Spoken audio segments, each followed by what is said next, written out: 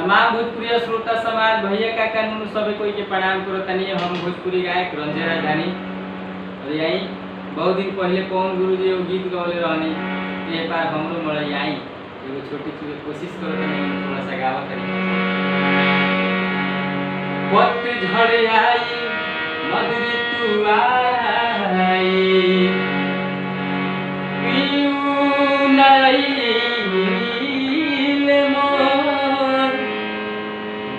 के हमारा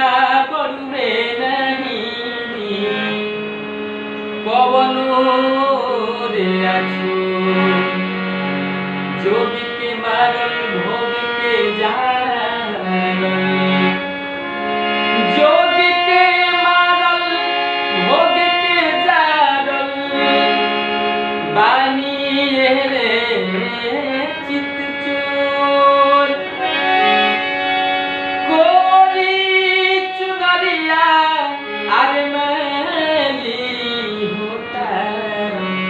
ढोरी ढोरी हारमोनियम के नाम पे नहीं आंटी को बोला भैया बचाइए मतलब बचा के बोले पड़ा आई ए हमारो मलैया तो हो पार सैया बारे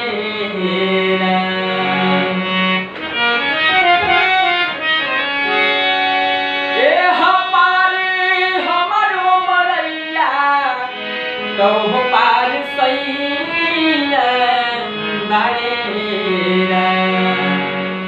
बिचवा में देवारा कसैया बिचवा में देवारा कसैया पकड़ ले कलैया बारेरा बिचवा में देवारा कसैया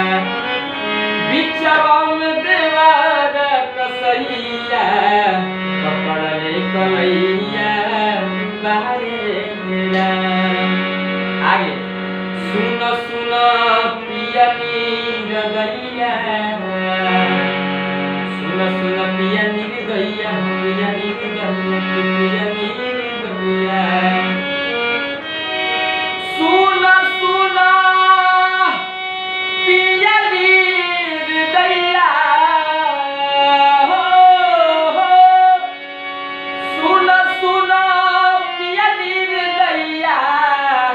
किनारा लागी नैया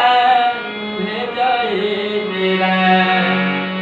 सोहरी सोहरी लागी पैया सोहरी सोहरी लागी पैया तू हमरो खेवैया बनेरा सोहरी सोहरी लागी पैया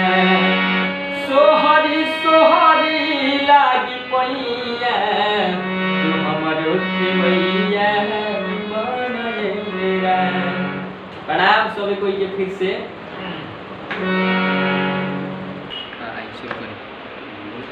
अब यह वीडियो बढ़िया लगे तो चाहे कि चैनल के सब्सक्राइब करी और जैसे सबका के प्यार दुलार देहले बनी और सही भाई के प्यार दुलार दी और ये बढ़िया लगे तो लाइक भी करी शेयर भी करी और ये चैनल के सब्सक्राइब जरूर कर जैसे हर चैनल के सब्सक्राइब कर लाल बटन के दबा के और बेल आइकन के दबा के।